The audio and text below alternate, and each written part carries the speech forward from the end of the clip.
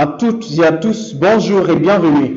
L'affaire des gazelles au risque, les infrastructures routières, la pandémie de Covid-19 et ses conséquences sont entre autres sujets abordés par les quotidiens de ce jeudi.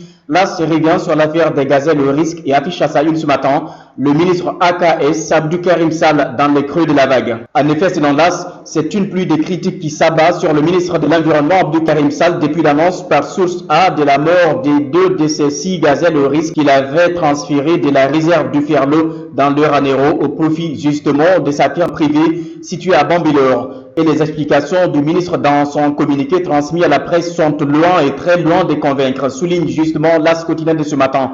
La publication ajoute également que, abus de pouvoir, folie de grandeur, conflit d'intérêts, l'affaire est devenue virale dans les réseaux sociaux. Et depuis justement l'annonce de cette affaire, les qualificatifs ne manquent pas. Chacun y va de son côté. Ce dernier qui confirme la mort des 2 de ces gazelles qu'il avait transférées s'est fendu dans un communiqué pour soutenir que ces transferts n'étaient pas une simple manœuvre individuelle, mais qu'il entrait dans le cadre de la mise en place de la politique nationale de conservation de la biodiversité. Le Sénégal est-il en passe de devenir une république des braconniers? S'interroge ce matin le journal La Tribune.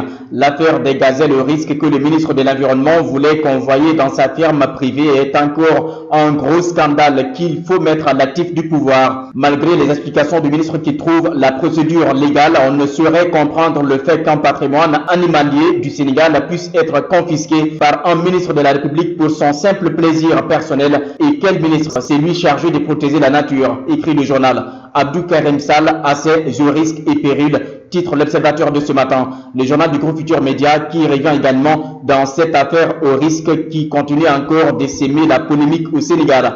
Babacar Ngom, il est condamné de la terre. Autre titre l'Observateur en parlant du litige foncier opposant le boss de la Sédiment aux habitants de Dingler. La Tribune évoque les ambitions du ministre des Affaires étrangères et titre Macky surveille Amadouba. Le quotidien Enquête aborde la révolte des taxis clando et souligne qu'en suspendant la délivrance des licences pour exercer la profession de taximan, l'État maintient plusieurs centaines de jeunes chauffeurs sénégalais dans l'illégalité totale. Il renonce également à des niches budgétaires importantes favorisant la corruption sur la route. Prolonge ainsi la vie des milliers de cercueils ambulants et expose également les usagers à la surenchère. Sudco dans ce temps un large dossier sur les violations du domaine public maritime dans la presqu'île du Cap-Vert et évoque une très vieille histoire qui risque de finir mal. Covid-19, l'Afrique dépasse les 500 000 cas et 12 000 décès. Barre la une de Vox Populi de ce matin. En effet, le journal avance que jusqu'à présent, le continent a évité le désastre, note l'OMS, l'Organisation mondiale de la santé.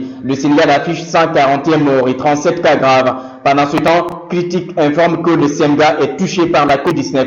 Chef des cabinets du chef d'état-major général des armées ainsi que son boss, un capitaine, un lieutenant et le patron de l'intendance militaire sont tous également touchés par le virus. Hypertension artérielle, diabète, insuffisance rénale, silence, un meurt.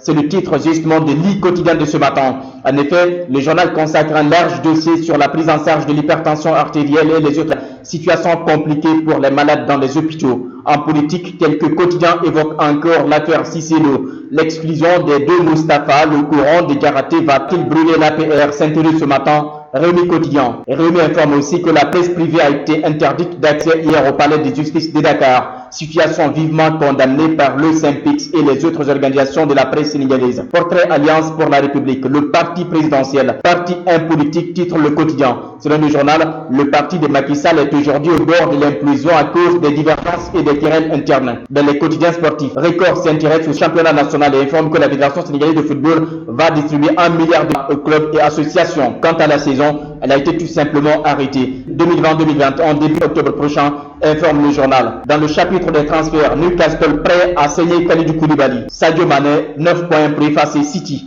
Informe également Record de ce matin. Ça n'est tout pour aujourd'hui. Excellente lecture.